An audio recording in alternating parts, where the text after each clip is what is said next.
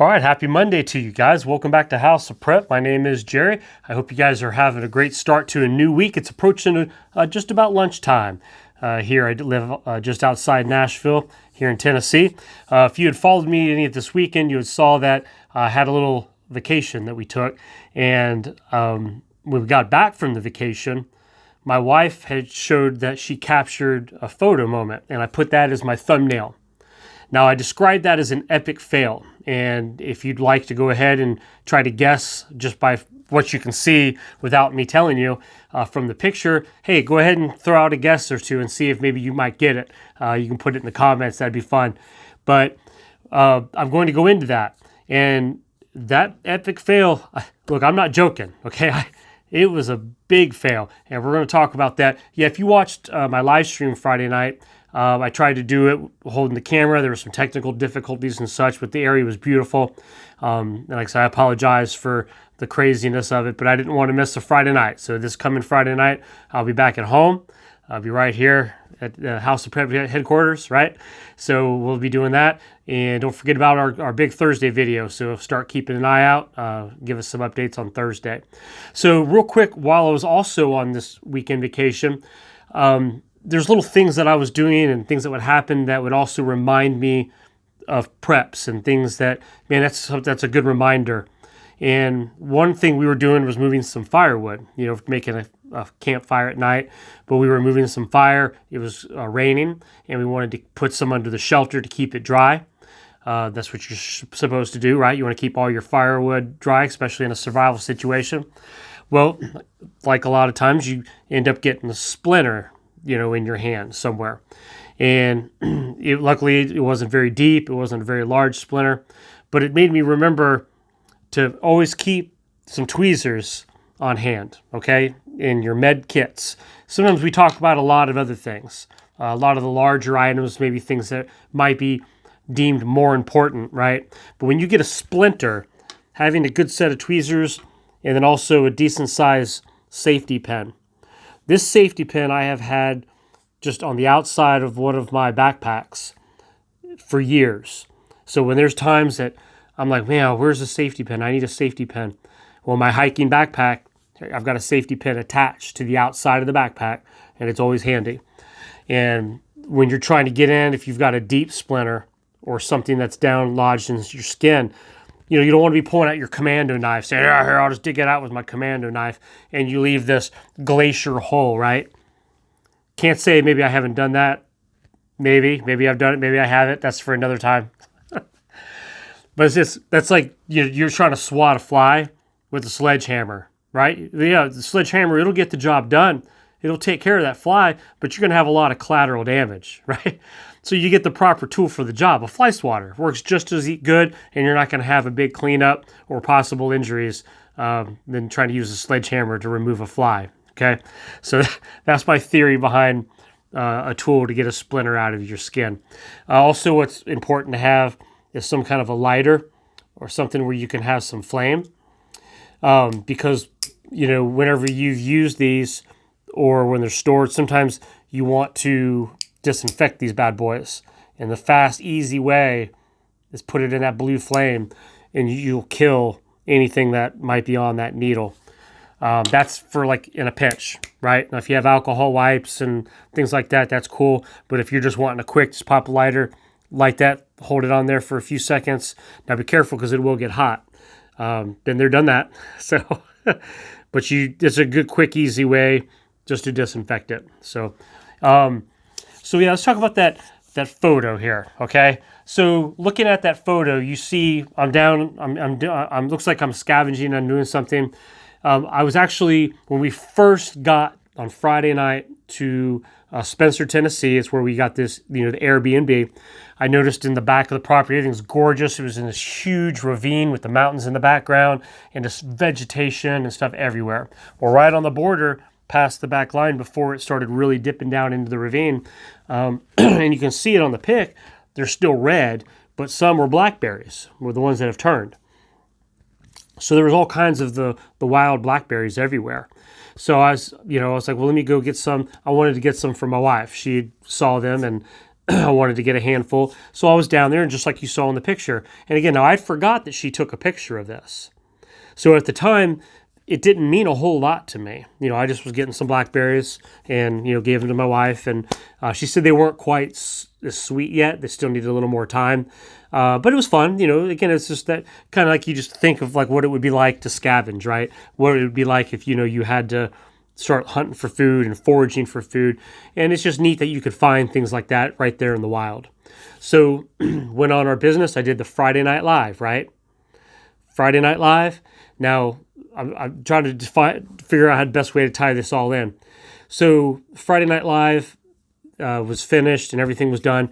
I had no idea that the entire Friday Night Live and all through Friday night while I was in bed sleeping, I was being eaten up, okay, with no knowledge, no pain, no sensitivity, no itching, no knowledge that I was being chewed on. I was becoming a human buffet for a little demon creature and all of his friends. They were called Chiggers, all right? Who knows what the Chiggers are, okay? Let me just give you a brief description. Chiggers, also known as red bugs, okay? That when they're a larva, they're in the arachnid family, by the way. They're like spiders, ticks, and the red-colored larvae of these chiggers are so small. They're only 1/120 to 1/150th of an inch. That you cannot see them just with the naked eye. You have no knowledge that they're there. So you saw my photo. You know, I didn't go out into the main woods. I didn't go hiking. I didn't go through trails. I just went down to the border and I stooped down. Now, well, here's the fail. Now, I had no prior knowledge that they were rampant in this area. Hindsight, man, I've learned my lesson. But getting down like I was, you can see, if you zoom in on that pic, you can see the vegetation bumping up against my legs. I was wearing shorts. So not only were my shoes in it, they were getting on my shoes. They were also getting quick access right to the legs. And once they were on me, and I was down there for a while. So I probably had hundreds of these things crawling on me, had no idea, no knowledge of it.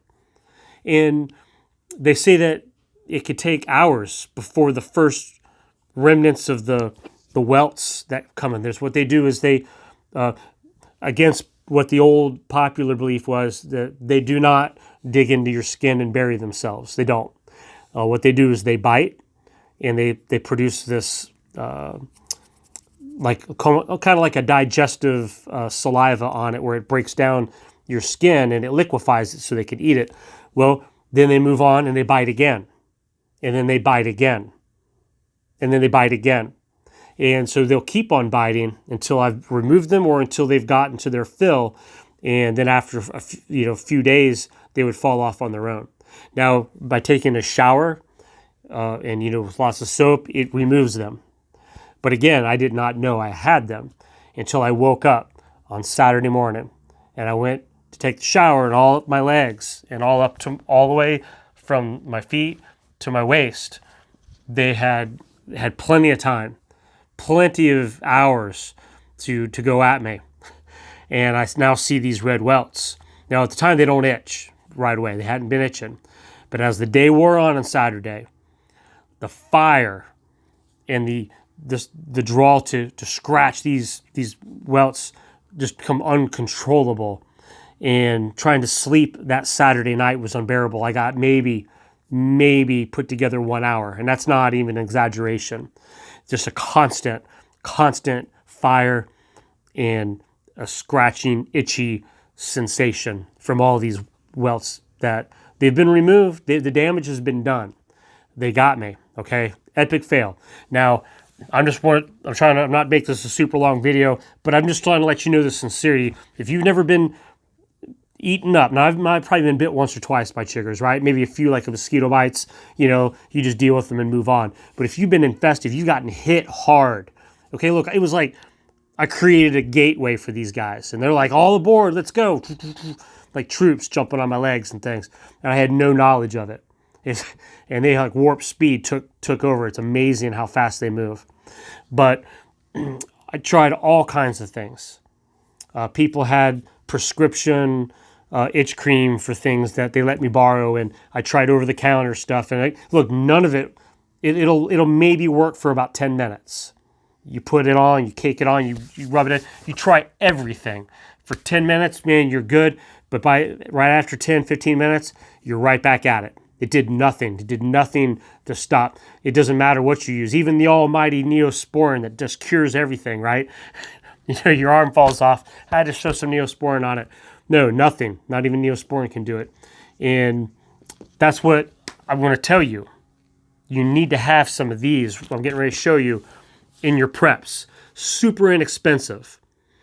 And I'm going to put a link to these in my video description for Amazon. Now you can go on Amazon, you can go anywhere.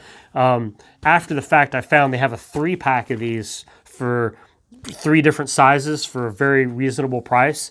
That's the ones I'm going to order next time. And so I thought I'd put them out there and let you look at them. So they're super inexpensive. These is what saved my life. These ice packs, okay? I tried, putting some in Ziploc bags, ice in Ziploc bags. And you know how you're supposed to put like a towel underneath the Ziploc bag before you place it on your skin?